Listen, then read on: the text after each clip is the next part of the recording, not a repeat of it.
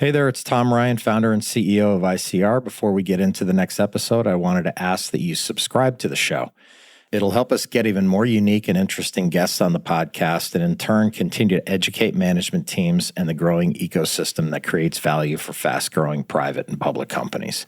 And while you're at it, head over to Apple Podcasts and leave us a 5-star rating. Very much appreciated. People ask me all the time, what keeps you up at night as the CEO? If I would have answered that question 10 years ago, I would have said people. If I answer it today, I say people. If I answer it 10 years from now, I say people. There are a lot of different brands fighting for market share in the polished segment of the restaurant market. To stand out, you got to make sure you're offering great food at a great value in a great atmosphere. But above all, you've got to make sure you have the right people by your side. If you don't get the right people, boots on the ground where really all the magic happens, then you're fighting a losing battle. My name is Tom Ryan, and this is Welcome to the Arena, the ICR podcast. Each week, I sit down with today's business leaders to give you an inside scoop on some of America's most prosperous public companies, their origins, their challenges, and the keys to their success. Today, we're talking to Steve Kislow, the CEO of Firebirds Wood-Fired Grills. Steve joined Firebirds in 2003 after spending 8 years at Morton's of Chicago Steakhouse in various roles, including chef and managing partner. He opened the third Firebirds location in Richmond, Virginia as a managing partner, and in November of 2005, he was promoted to market partner for the Arizona, Nebraska, and Tennessee markets, where he helped to open dozens of locations as the brand grew from just 3 locations in 2 states to 60-plus locations in 22 states. He served as vice president of operations from 2009 to 2017, COO from 17 to 2021, and today he leads a tenured and talented team into the future as CEO. Let's enter the arena with Steve Kislow.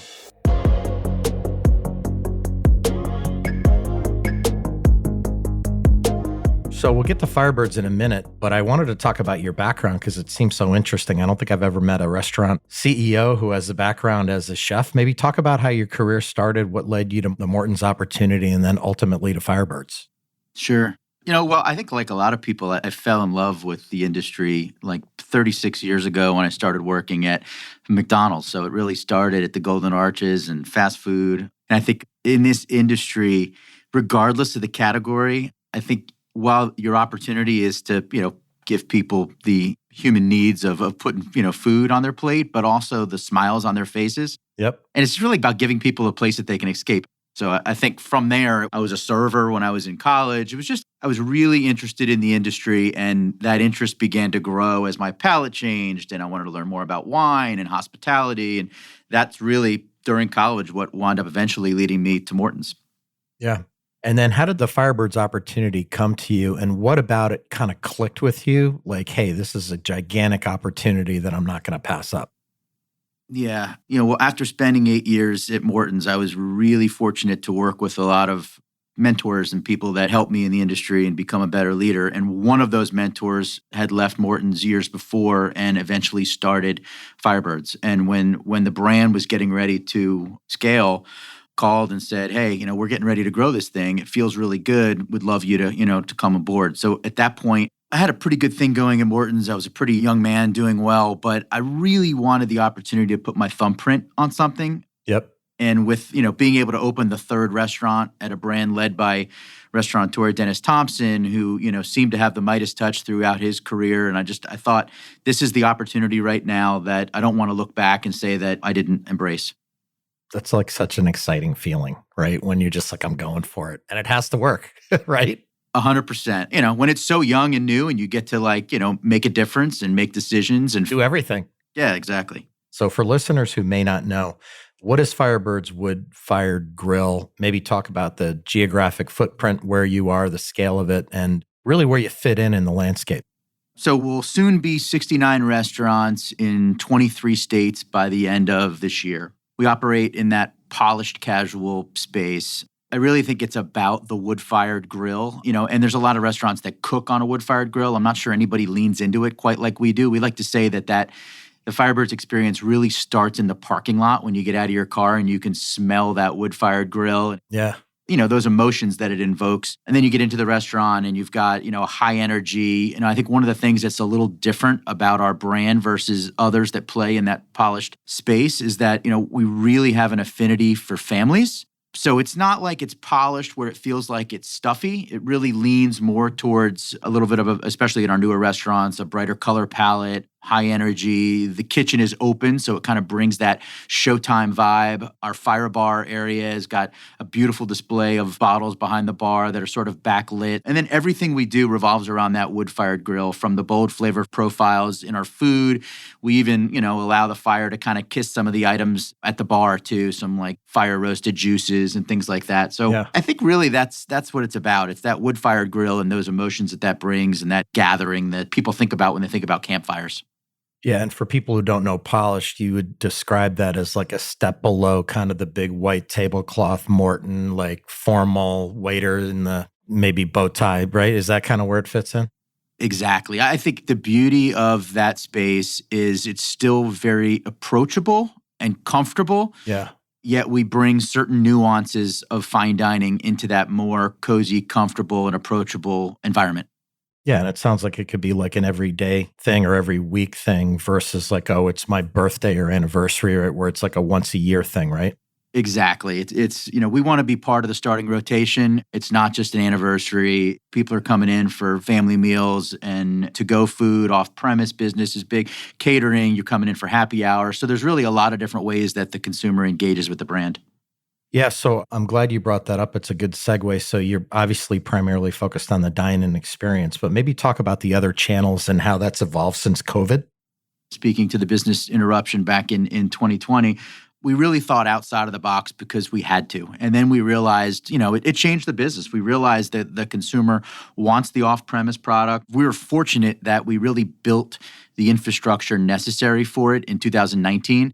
Sometimes it's better to be lucky than good. When others were scrambling to try to build an off-premise business, we had the infrastructure for it. Today, we're about 16% off-premise business that's made up of about half delivery, half traditional to-go. And then more recently, we've built a catering business as well that's continuing to grow. So pretty excited about not only our dine-in business, but the off-premise business is really exciting too. I think the challenge for everyone out there, particularly in the polished space or the fine dining space, is how do you make sure that your off-premise business is also a level up, right? Yeah. Whether that's the ordering experience has to be seamless. The food quality's got to still be excellent and making sure that you've got the right packaging so that it travels right. The pickup experience, we're using third party called Flyby that allows us to use GPS coordinates so that when people pull into the parking lot, we know they're pulling in. We're trying to meet them out at the parking lot in their parking space versus requiring them to come in to pick up their food. So little things like that, I think, can help you make sure that you're delivering on a polished experience in the off-premise business, just the way that you do in dine-in. You mentioned the kind of obviously how everything wraps around or centers on the wood-fired dishes, and you talked a little bit about the menu.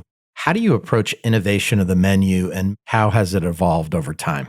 So I think in the last 20 years, when I think back to what our menu was and what it is today, the menu still has a great breadth to it, but we focus on the things that we really feel like the consumer really, engages with, which is the wood-fired grill. So we try to have everything all about that wood-fired grill. When we look at our menu items, we evaluate every menu item, and sometimes it's about making that menu item better.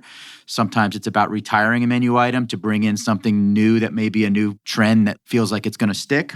So I think it's important that you allow the consumer to be the one that drives the innovation, and we can just be in the background tweaking and tuning the way that we need to. Yeah, cool. And then, beyond the adult menu, one of the things that I think makes Firebirds so unique and interesting is you have a lot of passion that goes into the kids menu. It seems obvious, but why is that important for your business? Well, as I said in the beginning, I think one of our points of differentiation is that kids and families really have an affinity with the brand. And I think that the kids menu is a big part of that. We learned that a long time ago, and we focused not only on making sure that we have the classic kids chicken tenders and macaroni and cheese, but we also have salmon, we have ribs, we have steak, and we've worked pretty well with a program called Kids Live Well, where we make sure that the kids menu also has all the nutritional value that it needs to. Yep. We also make sure that it's not just about the food. We have what we refer to as our I Teach values, which is integrity, trust, empathy, accountability, caring, humility. And that's an internal thing, but we share that with families. We share that on the kids menu so that when kids and families sit in the restaurant and they take out that kids menu, it's not just about deciding whether you want mac and cheese or salmon. It's about talking as a family about these different values. Parents look at that and they're like, wow, my kid just asked me what humility was because we're sitting here at Firebirds and they read it on the kids menu. And then lastly, we've got a 13-year partnership with Alex's Lemonade Stand Foundation, which is our national charity partner. And I think there's a real connection and engagement with families because it's all about research for pediatric cancer and finding a cure, what we like to say, one cup at a time. I think that has a big part of how families engage with the brand too. Yeah, I have a good friend of mine whose daughter had pediatric cancer, very involved. I've been involved with it. Unbelievable foundation. And so it's amazing and impressive that you guys are doing the right thing up and down the board. And I've actually never heard of a restaurant company. I've been kind of around the industry for 25 years who really has put that kind of thought and effort into the kids menu, which is A, great for business, but B, doing the right thing. Very cool. So great to hear about that, Steve.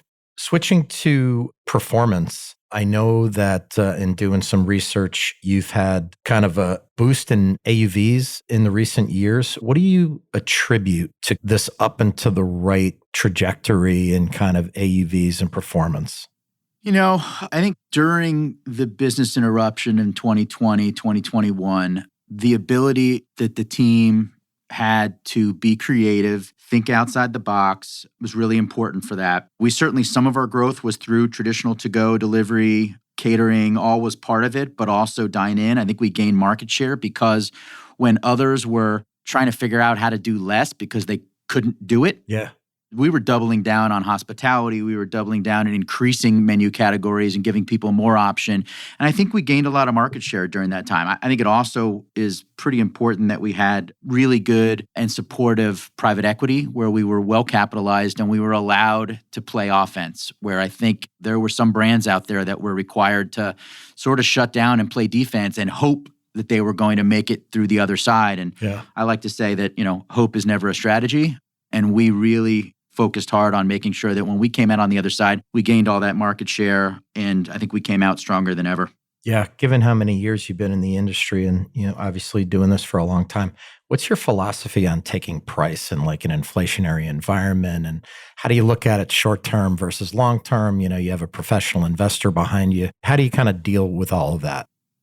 We've always been on the conservative side in taking price. I mean, clearly in the last 5 years, this has probably been the most significant inflation that we've ever seen as an industry. That inflation has impacted our commodity costs. So we've had to take price, but we have under-indexed the rest of casual dining by several hundred basis points. And I think that's part of what has helped us too here over these last 5 years, gain some market share, is that it's about value, even at the polished casual space, right? Totally. Value is an equation of, it's hospitality, it's food, it's facility divided by price. It's not just price.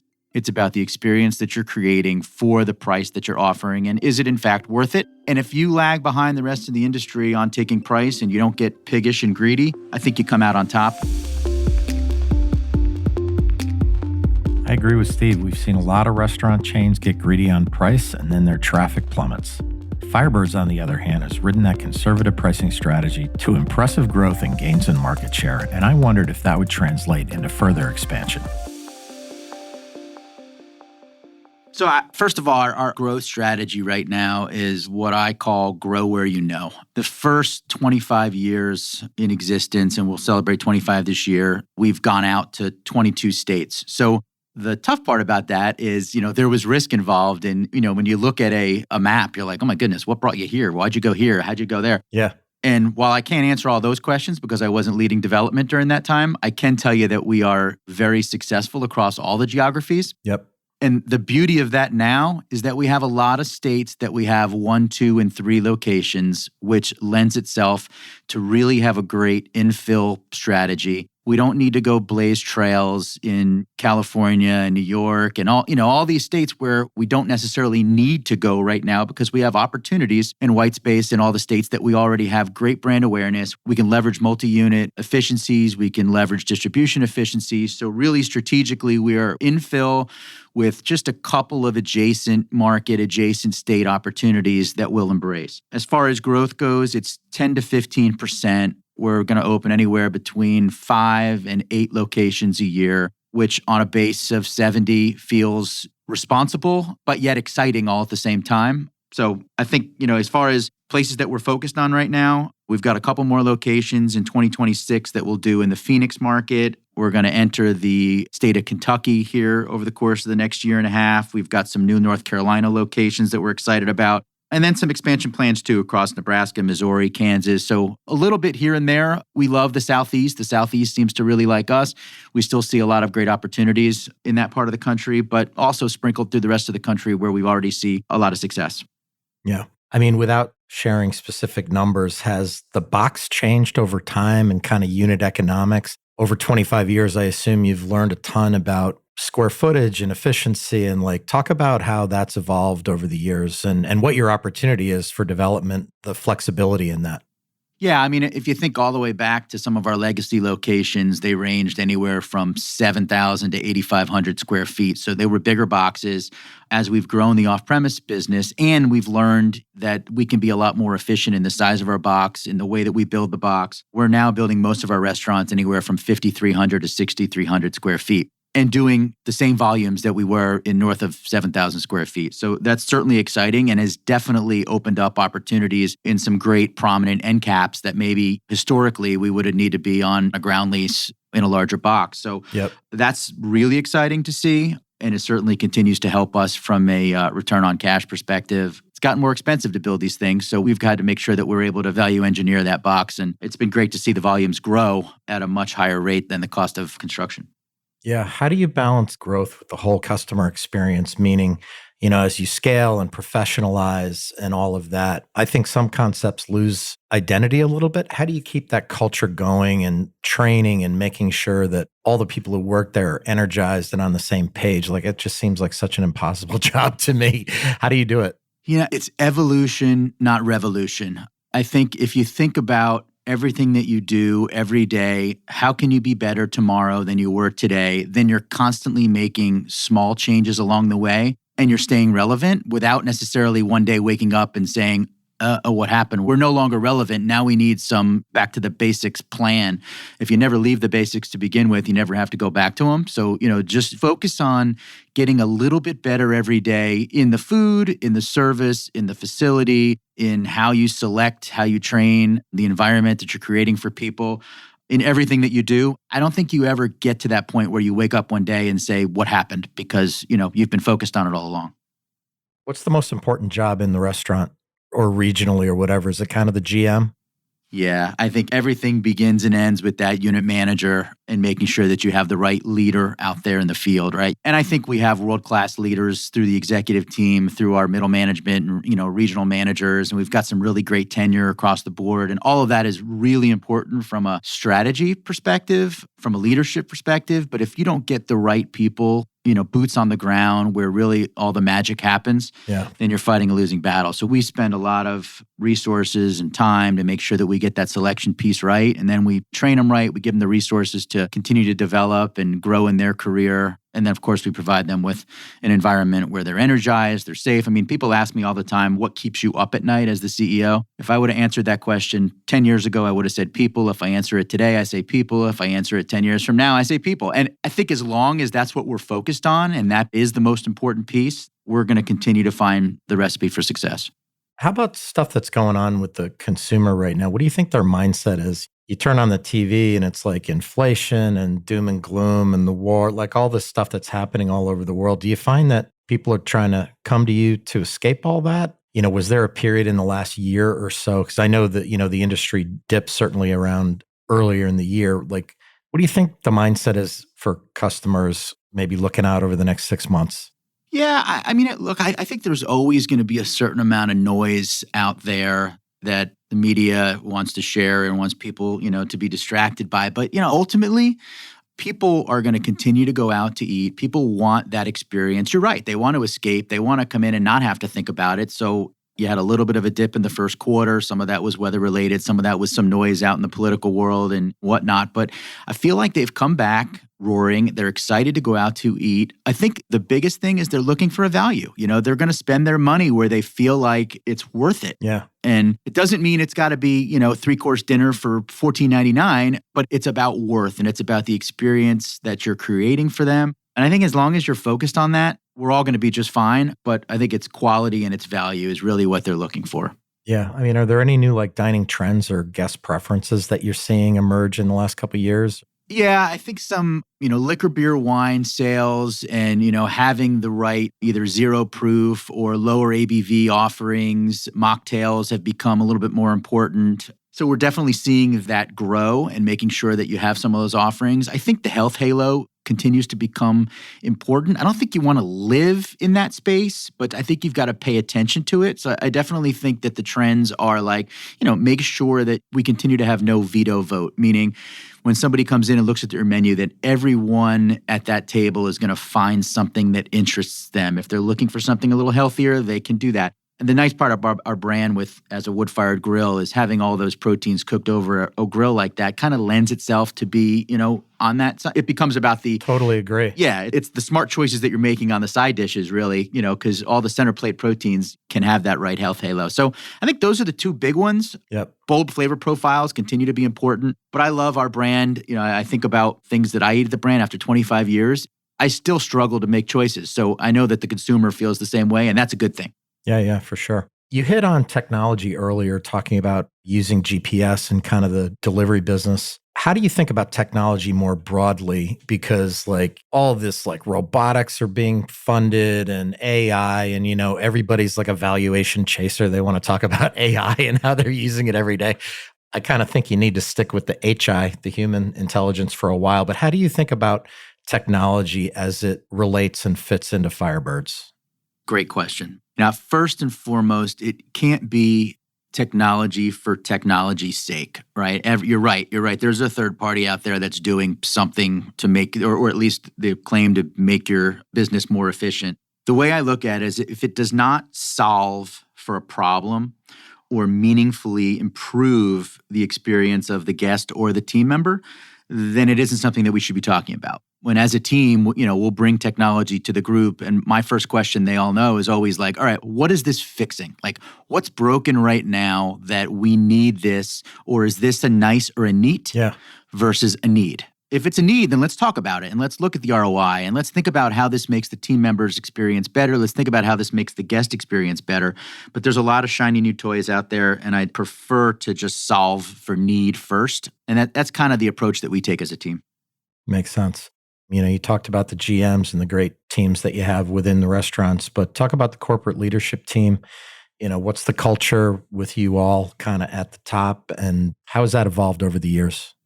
So we've got a really great blend of folks not unlike me that I would call founder selected, been around for 20 plus years. Our chief operating officer is also our founding chef who's been with the company for 25 years. Our tenure on the executive team, I think the average is 13 years. So we're really blessed to have a very tenured team. But we've also got a really nice blend of, some new perspective as well. As the infrastructure has continued to grow, we've had to add folks to the team. And that gives us sort of some fresh eyes, because if you're around for 20 years, you start to, this is just the way we do it, right? So having some new blood on the team that challenges the status quo and that can make us more efficient by bringing new best practices to the team, I think it's important. So culturally, with all that tenure, it does become important that you've got, when you are bringing people from the outside, that you have the right fit, because it definitely is a big part of who we are and what we do, having that strong culture, that strong mission. I think that's the key.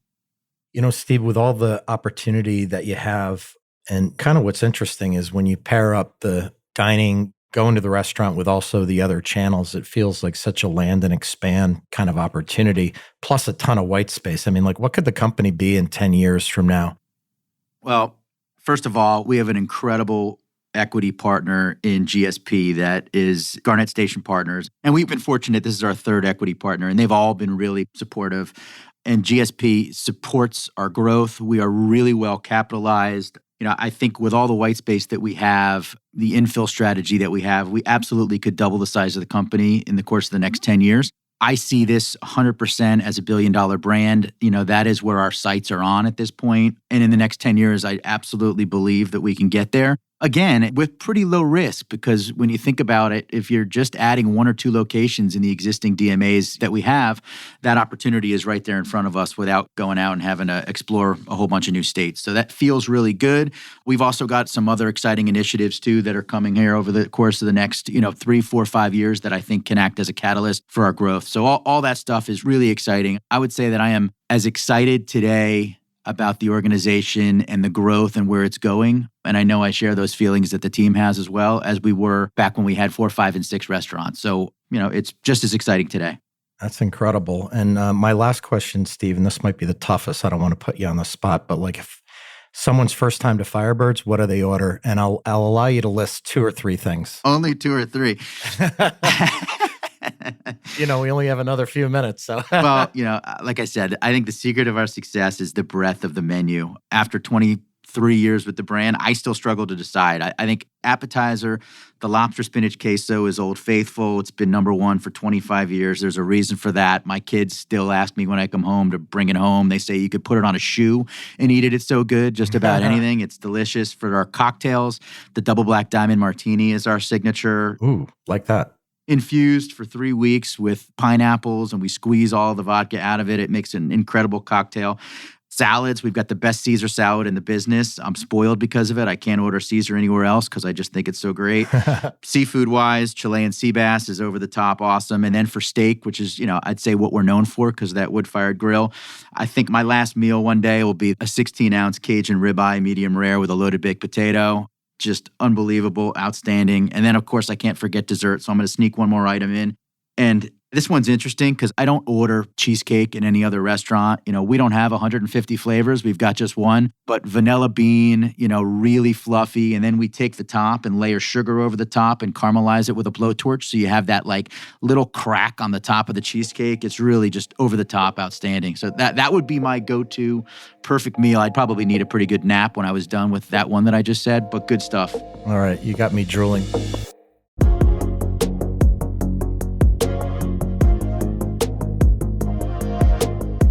That was Steve Kislow, the CEO of Firebirds Wood-Fired Grill. He's been a senior leader at the company for almost 25 years and overseen tremendous growth and expansion as CEO. They're well capitalized. They have a commitment to innovation and an incredible guest experience, which means the sky's the limit for this great brand. And it's only a matter of time before a Firebirds location opens in your neighborhood. I'm Tom Ryan. We'll see you next time back in the arena. References to specific stocks are not intended to be recommendations for specific trading behavior. Comments presented on this podcast are intended for informational and educational purposes only, and do not represent opinions or recommendations on whether to buy, sell, or hold shares of a particular stock. All investors are advised to conduct their own independent research into individual stocks before making a trading decision. In addition, investors are advised that past stock performance is no guarantee of future price performance.